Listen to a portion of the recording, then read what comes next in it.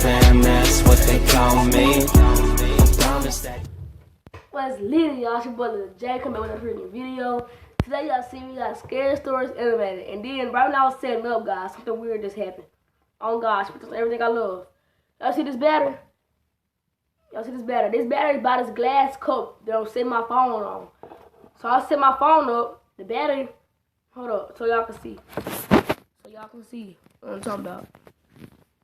So look, I'm setting my phone up on this glass right here, y'all see. Then these batteries right here by the glass. So then I didn't even look. So look, guys, I was already setting up my camera, so it couldn't be the phone. So this what happened. I just said, instead of typing in Scary Stories Animated, I said I put it on, you know how you can like say what you want to watch in it, or say the title of whatever you want to watch in it, show on YouTube and stuff, like the voice search. So I used that. I said Scary Stories Animated. Then I just bagged up. I just like set back. All of a sudden, that battery. This what I seen. Hold up, the battery's like right here. Standing still. Turn the camera around. The battery. Right there standing still. After I said that, this what happened. It said, oh gosh, I said it stopped right there. It stopped right there. I said that's very creepy. I said I'm gonna do a video on that. I wish I had the camera on so y'all can see for myself. The people can't believe people down these days. So y'all thought I'm telling the story. I'm being dead freaking serious. I seen it. But we're gonna get into this Scary Story Animated video. Yes, I'm doing this at daytime. That's cause I wasn't doing it like around while it was dark. But dude, bro, I tell you, I had got a headache. I still do. I started getting nauseous and everything. I just started feeling sick, so I didn't do nothing. But I know that lightning from the window is missing up the lightning, so I got lights. You know. But anyway, we're gonna get into this. I guess I'll watch this 11 one, the 11-minute one. This one said 2. This one hit this man 36 minutes ago. It said 2. It said 2 true creepy horror stories in the middle. Let's click on it. Let's watch it. Creepy drum. I'm an Irish female, and this happened back in 2007, when I was in my mid-20s. Back then, I loved I was born in 2007. Just in case y'all didn't know that. going to clubs and dancing the night away. One particular night, I went out with some friends, which included my cousin Frank. We went to a nightclub, had some drinks, and danced to Daft Punk's One More Time, as well as other popular music at the time. I wasn't living in this town at the time, so I arranged to stay at Frank's house. We had the fridge stocked with beer for when we got back and planned on getting wasted. We probably left the club at around 1 a.m. and got a taxi to his house. Back at Frank's house, we spent a few hours listening to Led Zeppelin, Nirvana with a bit of Metallica thrown in for good measure. My cousin was in a rock band and loved the classics. At around 3 a.m., Frank's bandmate, Jack, called and asked if we could come over and stay. He had been clubbing at a different location and needed somewhere to crash. Frank lived alone in a 3-bedroom house, and being a single guy, he hosted a few wild parties over the years. Frank told them no problem. He can come over, but explained we were having a quiet night. In other words, not to bring anyone else. Jack came over and seemed super friendly. Being the drummer of the band, he looked exactly like what I expected. Long hair, Zeppelin t-shirt, and ripped jeans. His behavior changed not long after arriving. He was super animated, and I don't know, just on a different buzz. He seemed drugged on something, and hey, as long as he enjoys himself, who am I to judge? At one stage, he started playing air drums, and continued with that for ages. During one of the air drum solos, I asked him something, and he didn't answer. I kind of nudged him, very lightly, but just to get his attention. Jack went crazy, and started shouting at me to never interrupt him when he was playing drums. Drums? Sorry, did he really think he was playing real ones? Anyway, this pissed me off. I didn't like the aggression. Frank said, "Relax, man. There's no need to shout." Jack replied, "No one should interrupt me when I'm in the zone, man." No one. Me and Frank eye rolled and carried on chatting, drinking and ignoring him. The atmosphere changed after that, and after a short time I went to bed. I don't know how long after, but I was awoken from a deep sleep. I heard this breathing sound in my room. Still in a drunken slumber, it took me a few minutes to register that the noise sounded like someone inhaling. Someone was in my bed, with a bunch of my hair in his hand sniffing it. I froze, then said, "What the fuck are you doing?" Jack replied, "Relax. I'm just smelling your hair. I'm not gonna do anything." Well, adrenaline coursed through me, but I was... Guys, what I do in this situation? I was so quiet, I'm just listening, I don't know what to say. If y'all heard a reaction, I'm sorry, it's my doggone dog. She was, half the time she come here, she gonna lay down on my carpet and go to sleep. But this time she was all up, trying to jump on me, trying to, I don't know, just doing too much stuff. But I gotta get my 7 up. That is split all over my freaking shirt.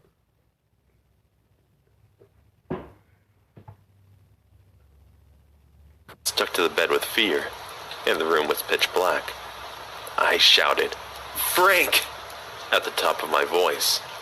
And in speedy time, he ran in the room, turned on the light, only to find Jack in my bed, holding a handful of my hair. He said, "It's not what it looks like, bud. I was only smelling it." I was sleeping facing the door, so could see Frank. I dared not to look behind me to see Jack, but his voice sounded like that of a child that knows he's done something wrong and is about to get in trouble. Frank lost it, told him to get the fuck downstairs. My cousin apologized and said he did not want to kick him out of the house in the drugged up state he was in. The door had no lock, so my cousin slept in a chair in front of my bedroom door. Jack actually tried to come in again. I woke to Frank telling him to get the hell back downstairs, or he's going to kick him out of the house. Jack retreated once again.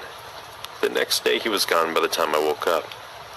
But a few days later, when Frank tracked Jack down, he was told he'd been mixing drugs with alcohol and was embarrassed by his behavior. Even though it's been years since it happened, it still gives me the creeps when I think about it. Those sniffing sounds. Big, deep, slow inhales. Yeah, man, he was mixing drugs with alcohol. I don't know why people do it. They one day end up dead, or what? I don't know. It's freaking weird. Let's just continue. I think that's the end of the first. That's the end of the first story. Still give me goosebumps. The band broke up not long after that, so I never had to meet him again. I was told he was a good guy, so he may have been on drugs that made him super strange. I'm just glad Frank was there, or who knows how I would have got him out of my room.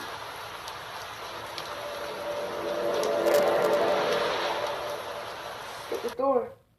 Story 2. Metro horror story. Like all women, I have a fair amount of creepy experiences with men.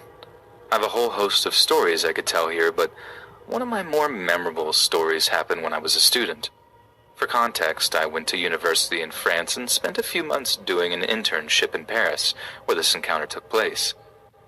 I was only 20 years old, and so, it being a Friday night, I was on my way to meet some friends at a restaurant.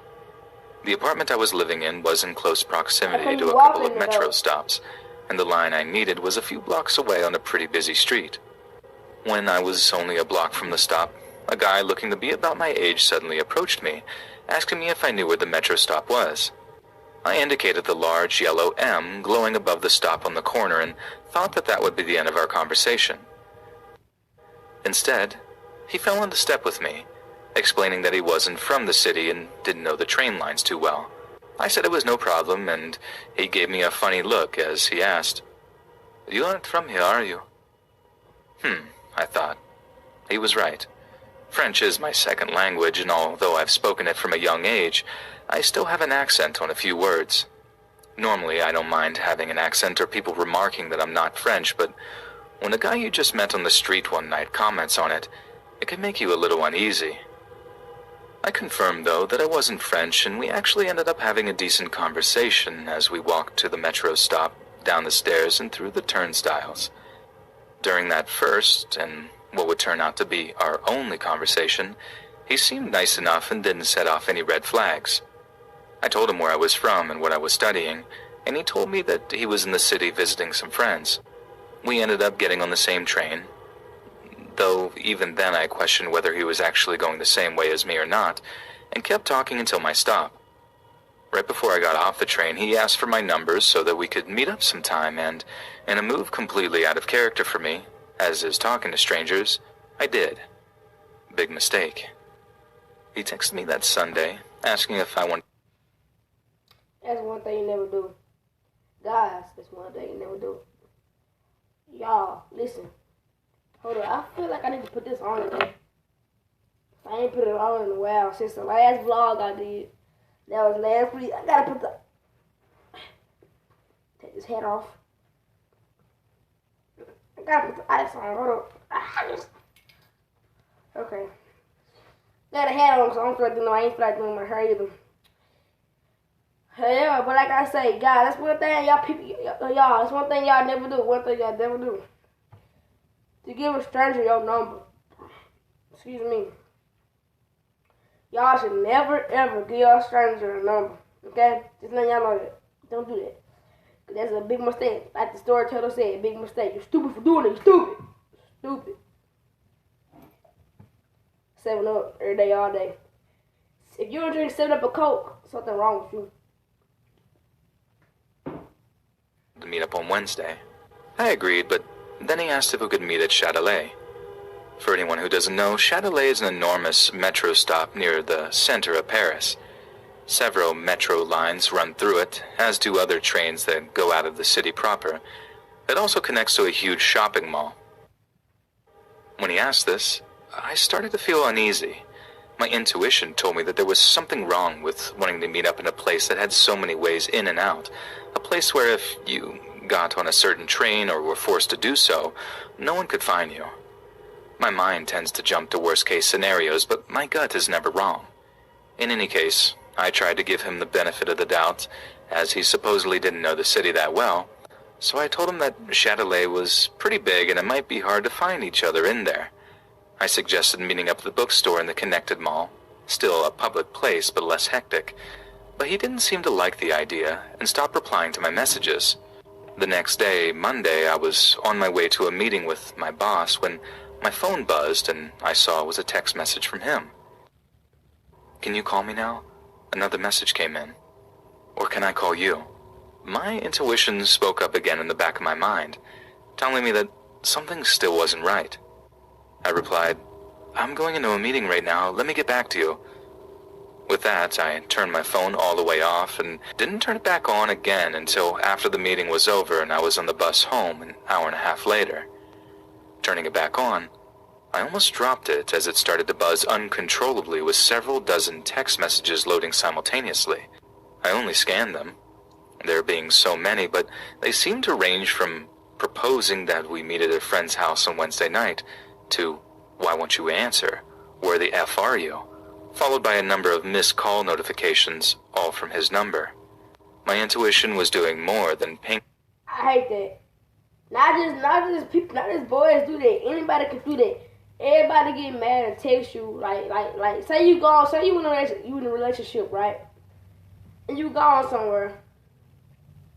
Say the boy gone somewhere. He went to go run some errands. He went to go, I don't know, pick up some groceries for you. And you just there. Say the girl went to go, say that y'all in a relationship and the girl went to go get some groceries. The boy chilling, he at home. I know y'all probably, I can't stand people that just always text you every 2 seconds. Where you at? Where you going now? Where you doing this? Like if I was in a relationship, I could have had a girl that text me and keep saying, that tell me, whenever you make it to a new location, let me know. I'm gonna let you know. But what about, say it's weird. So say you go to McDonald's, you be like, okay, so then you had to text them like, okay, I went to McDonald's, now I'm going to my granny house. And then right after that, she didn't even text you back. She didn't see it. She like, oh, she didn't see it. She didn't even text okay, she didn't see it. Then after that, text her back, okay, I left the Mercury house. I'm going to my brother's house. And then, okay, I left my brother's house. I could not do that. I don't know why I just can't stand people that get mad when you don't respond. You tell them you got something going on, you can't even talk right now. People still, but where you at? What you doing? What you doing? Why you doing this? Why you doing that? What you treat behind my back? I'm like, if that's me in that situation, I was there with the two couple. I was like, bro, she just gone to get something, bro. Like, she not doing nothing to you, bro. You know what I'm saying? I just can't stand. I don't know why. I just don't like when people do that, cause it make you feel like, make it feel like that you don't got other things to do. Like, make it like people got other things to do in the world. We just sit there. We can't just sit there and be on our phone. We have other things to do. So how people? So you can't just. I don't know. You can't just like understand it. Be like, oh, okay, I didn't know you was in a meeting. Okay, I'll talk to you later. That's what I want to be like. I want to say where you at, what you doing. I want to be talking trash and all that. Cause I don't know. I just don't like when people do that. I don't know. I'm just letting you know. That's my opinion. I don't like people do this. So anybody do that to me, y'all tell you I gotta do something real quick. I'll be right back. I still blow my phone. But can you do this, bro? Can you do this? Can you do that? I'm not gonna respond. That's all I'm gonna say. So just letting y'all know. Just try it. You know? At this point, so when his number popped up on the screen again, I turned the phone off again until I reached my apartment. Once again, I dare turn it back on and saw even more missed texts and calls from him. Pretty spooked at this point, I shoved the phone back into my purse and made dinner, not even looking at the phone until well after I had eaten. Once I could stomach it, I took the phone out of my purse. I felt a shiver go up my spine as I saw that he had called me no less than 16 times, and that his text messages had become more and more vulgar before ending with a final, "Fine, I guess this isn't working out. Maybe I'll see you again. Goodbye." I've never blocked a number so fast in my life and immediately called my mom. I could barely hold the phone again, though this time it was because I was shaking so badly. To this day, I can't help but feel that I dodged something extremely dangerous. More specifically, someone who was probably just looking for a girl to take advantage of and jumped at the chance when he met a young foreign one in a big city. I'm still not sure what possessed me to give him my number, but I console myself with the fact that I didn't tell him I was living near that metro stop where he approached me. I just have a feeling that he might have come looking for me.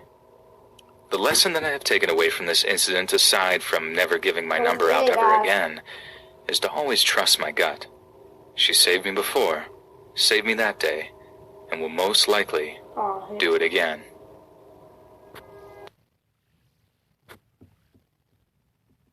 I guess I subscribe.